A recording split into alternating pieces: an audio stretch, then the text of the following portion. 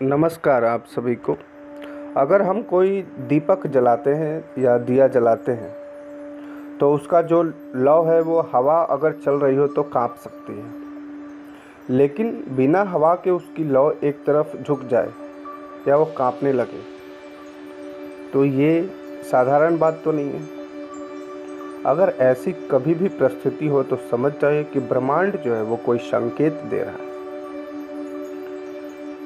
जैसे कि पहले तांत्रिक और ऋषि मुनि दिए की लौ को देखकर भविष्य की घटनाओं, शुभ अशुभ संकेत और आत्मा की ऊर्जा तक को पढ़ लेते थे।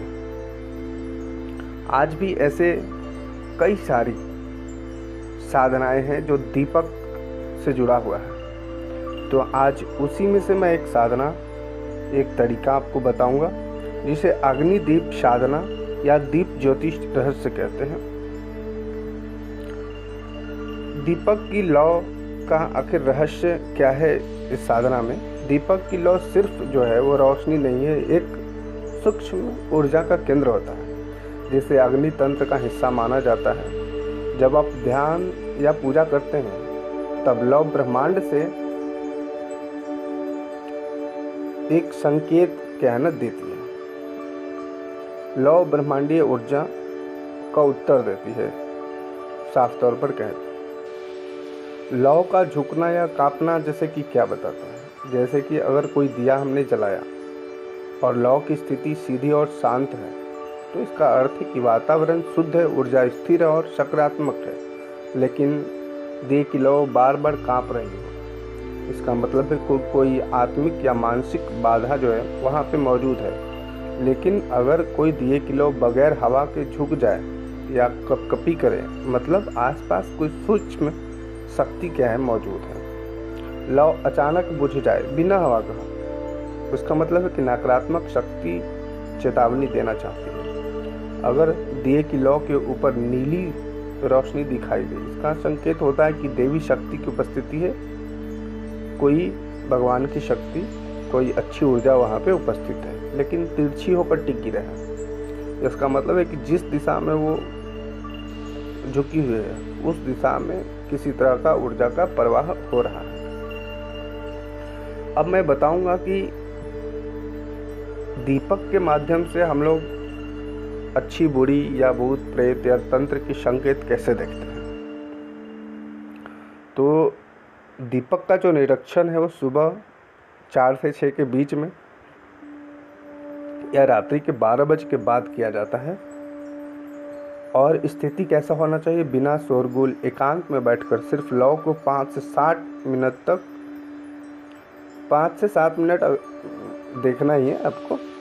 फिर अपनी सांसों को ज़्यादा जोर से सांस नहीं लेनी है। अपने मन में एक सवाल रखना है, यह एक साधना है जो अभ्यास को गहरी बनाती है।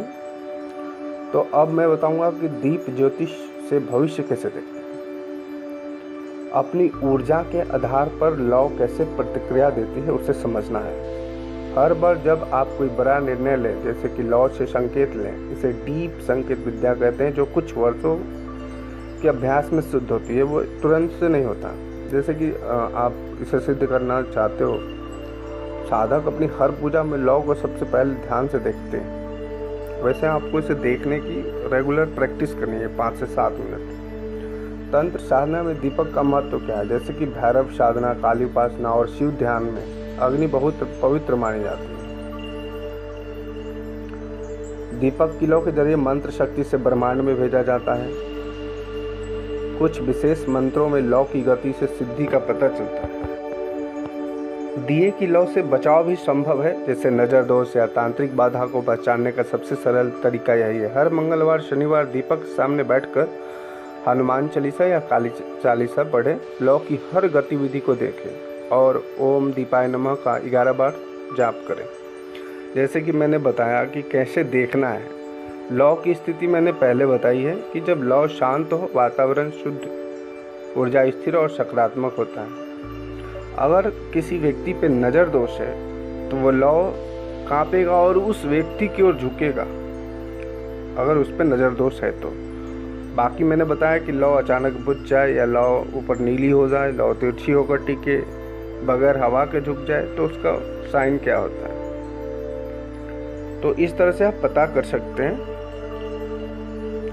दिए की लौ सिर्फ रोशनी नहीं देती, यह ब्रह्मांड से संवाद करने का एक सबसे पुराना और पवित्र माध्यम है। आप जब भी दीपक जलाएं, सिर्फ देखिए नहीं, समझिए वो कुछ कहना चाहता है। दिए की जो लौ होती है वो सब कुछ बताती है, बस आपको उसको पढ़ना आना चाहिए कि कब कपा रही है, किस ओर झुक रही है, ऊपर नीला आ रहा है कि नहीं, और सबकी स्थिति का क्या मतलब है, जैसे मैंने पहले बताया। तो ऐसा करना है।